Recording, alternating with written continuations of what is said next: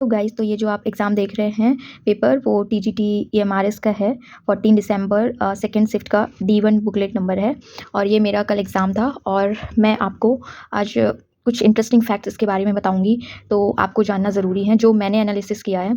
And so start, let's go. ये general awareness का part है 1।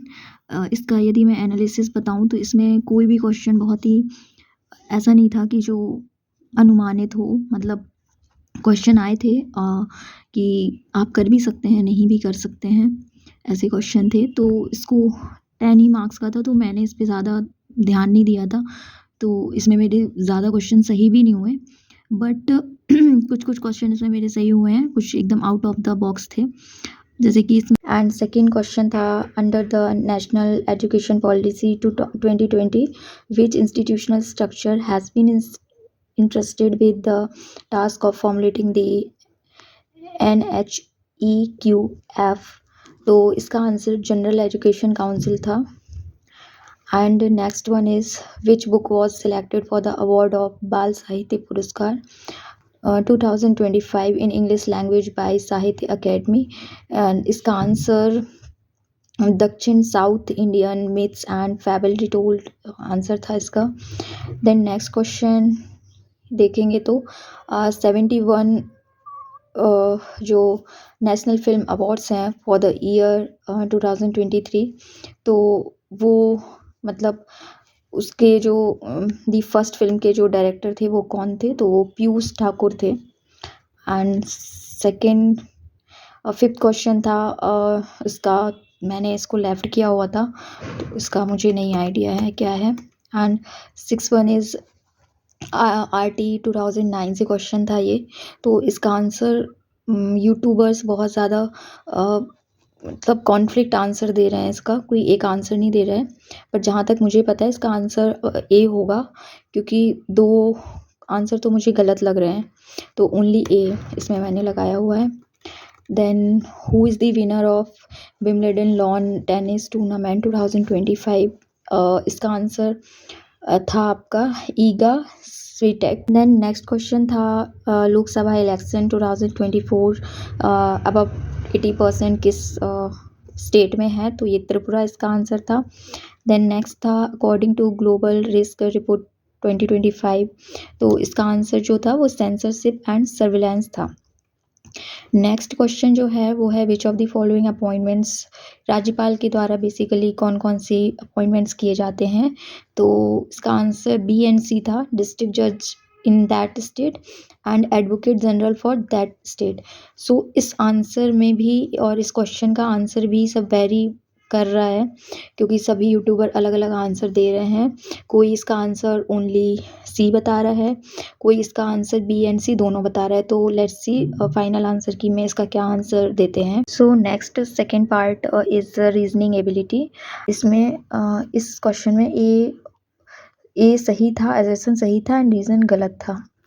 एंड नेक्स्ट क्वेश्चन था कि आपको 2 लोकप्रिय टीवी प्रोग्रामों के दिए हैं, देन आपको परसेंटेज दिया है और बताना है कि ऐसे कौन से प्रोग्राम हैं जो नियमित रूप से 15% कोई नहीं देख रहा है, तो इसका आंसर बेसिकली 40 था।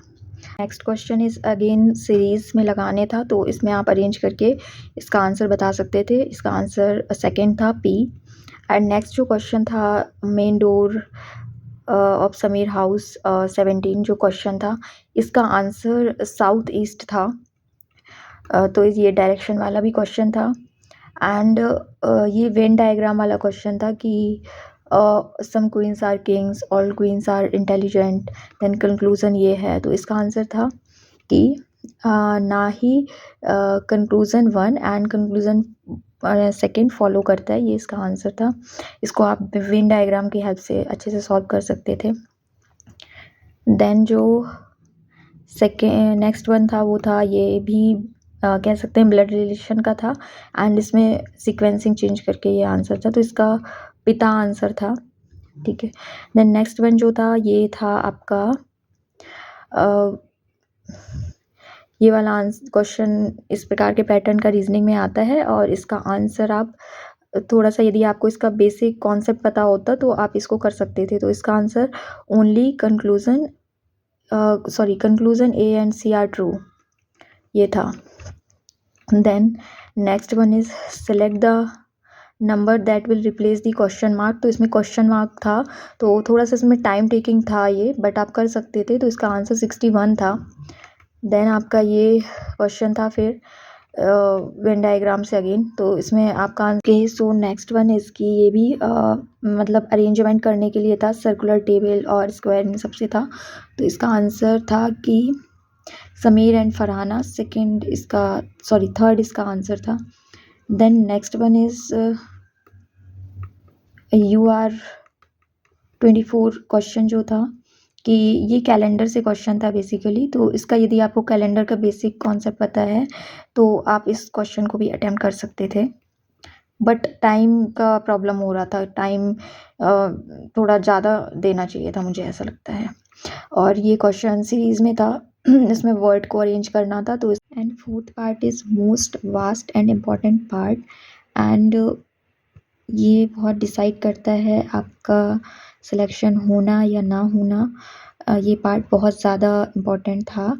इसमें आपके यदि मैं मोटा मोटा बताऊँ तो ओवरऑल 60 क्वेश्चन थे, बट इसको यदि मैं और डिवाइड करूँ तो 30 क्वेश्चन टीचिंग एप्टीट्यूड में थे, एंड आपके 10 क्वेश्चन NEP से थे, एंड डोमेन नॉलेज से थे, एंड केस स्टडी से थे। ओके, तो ऐसे ऐसे पार्ट में फिर ये डिवाइड था, बट मेजर ये था इसका। ठीक है, तो इसमें मैंने जो एनालिसिस किया वो ये कि भाई इसमें जो क्वेश्चन आए हुए थे उनका पैटर्न जो था ना वो अच्छा था, मतलब बहुत टफ नहीं था। यदि आपको थोड़ी अंडरस्टैंडिंग है पेडागोजी की, और यदि आप एजुकेशन फील्ड से लगातार जुड़े हुए हैं तो आपके लिए टफ़ नहीं लगेगा ये। बट इसमें एक चीज़ थी कि इन्होंने क्वेश्चन जो थे वो बहुत लेंथी दे रखे थे, और टाइम के अकॉर्डिंग आपको बहुत मतलब ऐसा लगा मुझे कि टाइम कम है और क्वेश्चन बहुत लेंथी से हैं, जिनको पढ़ने में टाइम लग रहा था एंड सॉल्व करने में टाइम लग रहा था। क्योंकि क्वेश्चन क्या थे ना कि आपके डायरेक्ट आंसर नहीं थे। जैसे आप ऐसे इसमें ही देख रहे हैं कि only A and D, B and C इस टाइप के थे। तो आपको पहले चारों क्वेश्चन ऑप्शन पढ़ने हैं, क्वेश्चन पढ़ना है, देन उसको फाइंड आउट करना है, और एंड आपको सबसे बड़ी बात कि आपको चारों ही ऑप्शन जो हैं वो ईजी ऐसा लगेंगे कि सेम सेम है, तो उसको फाइंड आउट करने में थोड़ा सा टाइम आपका जा रहा था, जैसे मेरा तो जा रहा था। इसमें जैसे फर्स्ट क्वेश्चन था, तो जैसे मैं पूरे पढ़ के नहीं बताऊँगी क्योंकि ऑलमोस्ट इतने बड़े बड़े यूट्यूबर्स ने सबने बता ही रखा है आप लोगों को, तो आप ये सब बकवास ना सुने मेरी तो अच्छी बात है। मैं तो क्या ही होती हूँ बताने वाली क्योंकि मैं खुद ही एक लर्नर हूँ, बट इसका जो मैं पर्सनल एक्सपीरियंस है वो ज़रूर मैं शेयर कर सकती हूँ। तो जैसे आप टीचिंग एप्टीट्यूड इसमें था, तो इसमें जो 30 क्वेश्चन थे वो ऐसे थे कि आप जैसे देख रहे हैं असर्शन रीज़न भी थे, कुछ ABC BCD इस टाइप के भी थे। डायरेक्ट ऑप्शन जैसे कम थे, जैसे कि देखिए एक इसमें डायरेक्ट था ये कि आपको 1 2 3 4 पढ़ना है एंड आपको एक करेक्ट करना है। बट आप देख रहे हैं कि क्वेश्चन की जो लैंग्वेज है वो थोड़ी लेंदी है ना? तो इसको पढ़ने में भी टाइम लग रहा था, और ये चारों ही ऑप्शन आपको ऐसे लगेंगे कि सेम सेम है, मतलब चारों ही सही हैं। तो यदि बच्चे के कॉन्सेप्ट किसी के क्लियर नहीं होंगे ना तो वो थोड़ा मुश्किल हो जाएगा उसको, ठीक है। एंड फिर आपको पता है जब मैं ये क्वेश्चन कर रही थी, टीचिंग एप्टीट्यूड का ही मैंने पहले पार्ट किया, और टीचिंग एप्टीट्यूड का मैं करते करते मेरे को पौने 4 हो गया, अब पौने 4 हो गया था करते करते। उसके बाद मेरे सारे पार्ट छूटे हुए थे, रीजनिंग, GS एंड जो हमारा लैंग्वेज कॉम्पिटेंसी वाला पार्ट था। लैंग्वेज कॉम्पिटेंसी जब मेरा ये हुआ ना, मैंने सोचा कि यदि मेरा लैंग्वेज कॉम्पिटेंसी नहीं हुआ तो मेरा तो पेपर ही आगे चेक नहीं होगा, मेरी तो पॉसिबिलिटी ज़ीरो हो जाएगी।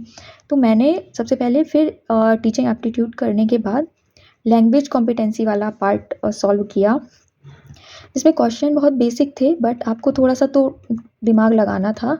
तो जैसे मैं बहुत अभी रिव्यूज़ में देख रही हूँ कि बहुत से लोगों का लैंग्वेज कॉम्पिटेंसी, लैंग्वेज वाला जो पार्ट है वो फेल हो गए हैं, उसमें बहुत सारे बच्चे अटैम्प्ट नहीं कर पाए या 12 क्वेश्चन सही नहीं कर पाए। तो ये मतलब यही सब सोचकर मैंने अपना जो